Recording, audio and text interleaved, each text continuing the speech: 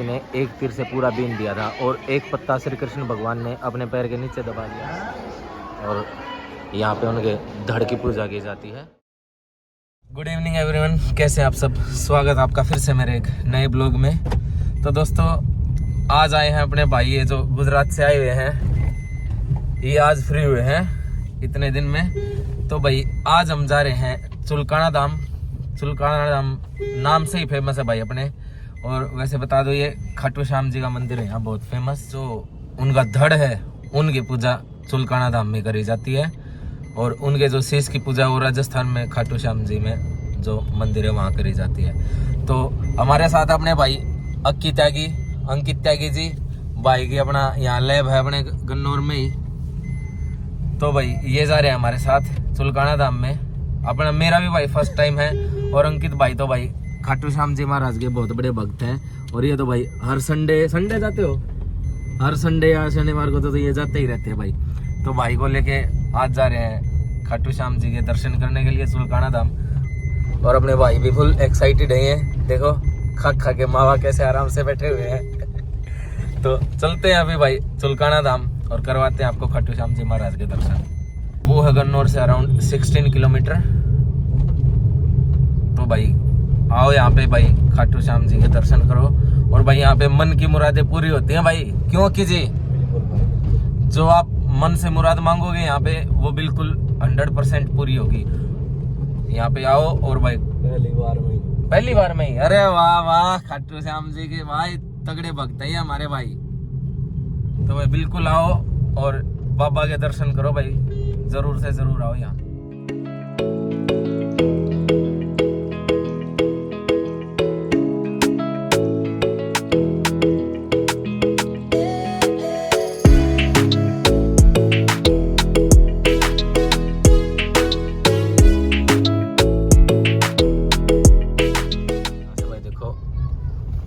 संभाल का चुलकाना धाम, ये गड्डी से जा रहा रोड है भाई और गांव भी ये गड्डी से जा रहा है।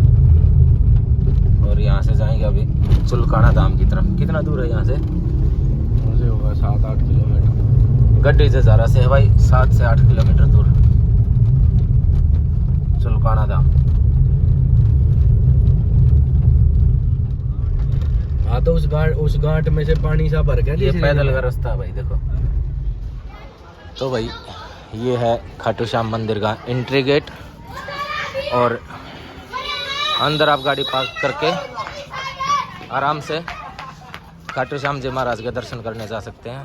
तो चलते हैं अभी दर्शन के लिए और खाटू श्याम महाराज के दर्शन करते हैं और आपको भी करवाते हैं खाटू श्याम जी महाराज के दर्शन। और ये देखिए भाई यहाँ बच्चे ये सब टीका वीका लगा रहे हैं पूरा। हाँ ये देखो भाई ये दोस्तों को भी लगा दिया इन्होंने टीका। दे दे हाँ रुक मैं भाई ये देखो बच्चे यहाँ पे तुरंत टीका लगा देते बिना पूछे। और भाई आज भी यहाँ पे काफ़ी पब्लिक है, देखो पब्लिक आई हुई है यहाँ पे।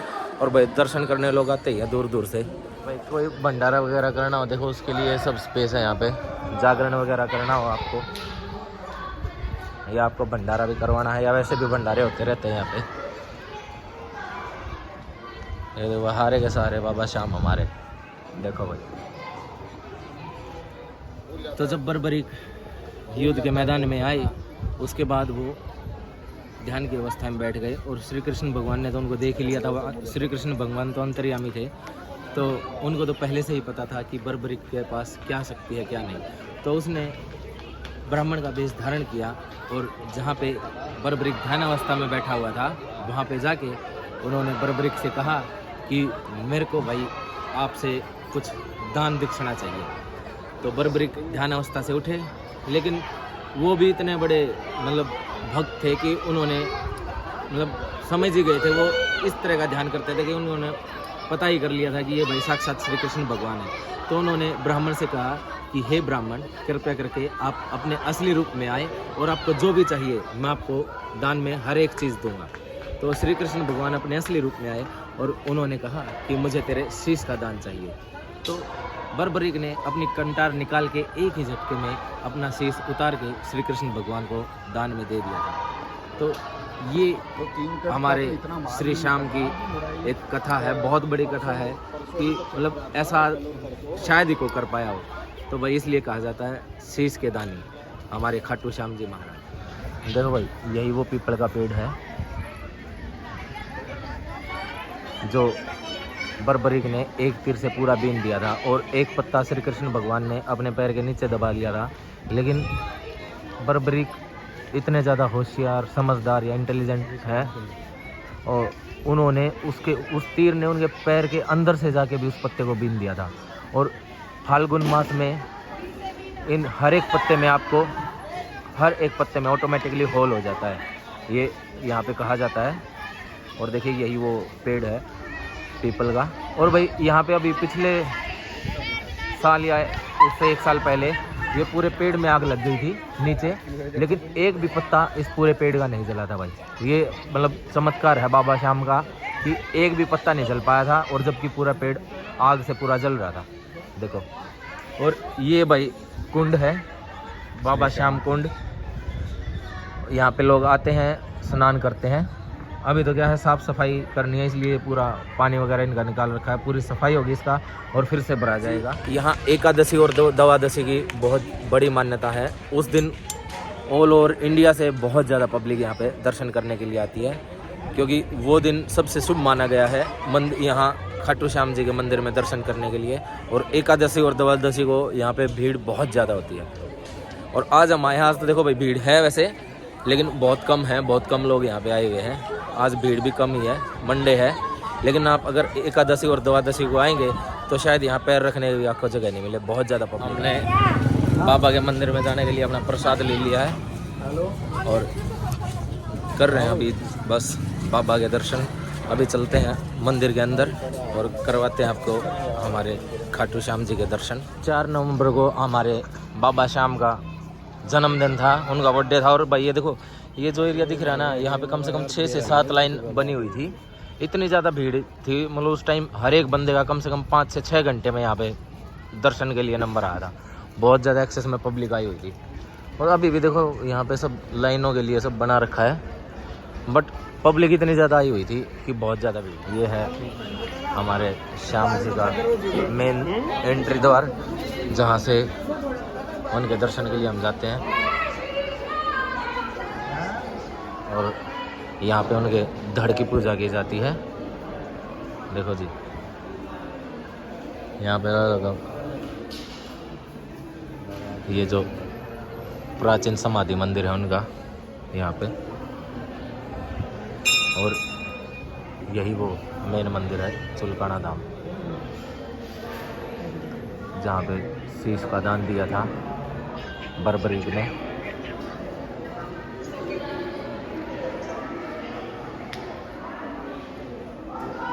तो जी ये है वो मेन मंदिर। और भाई सबसे ख़ास बात आपको मैं दिखा देता हूँ।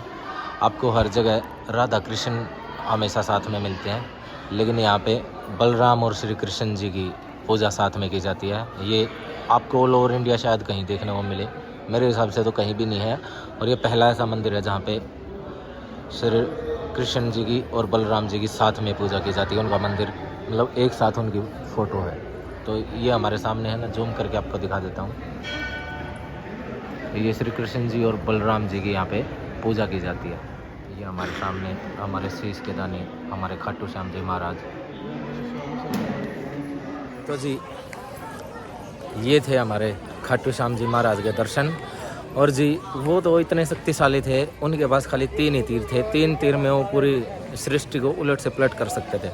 लेकिन श्री कृष्ण जी ने अपनी सूझबूझ से, या जो भी कहिए आप, वो इतने समझदार थे, उनको सब पता था, इसलिए उन्होंने उनको ऐसा सब करने से रोका। और जब उनका शीश का दान श्री कृष्ण जी ने मांगा तो उनको ये आशीर्वाद दिया था कि आगे से आप मेरे नाम से जाने जाओगे। इसलिए बर्बरीक को आज श्री खाटू श्याम जी के नाम से जानते हैं और श्री कृष्ण जी के नाम से उनको पूजा जाता है। हर जगह पे ऑल ओवर इंडिया सब लोग खाटू श्याम जी को श्री कृष्ण भगवान जी के नाम से ही जानते हैं। जी ये देखो, यहाँ पे हमारे श्री श्याम प्रभु जी का परिचय लिखा हुआ है, आपको थोड़ा जूम करके मैं दिखा देता हूँ।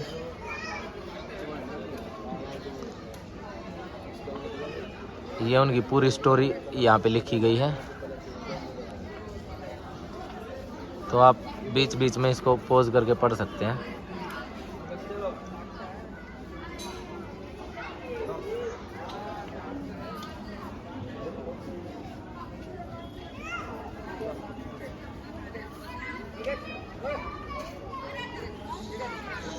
ये जी पूरी उनकी स्टोरी है श्री खाटू श्याम जी की।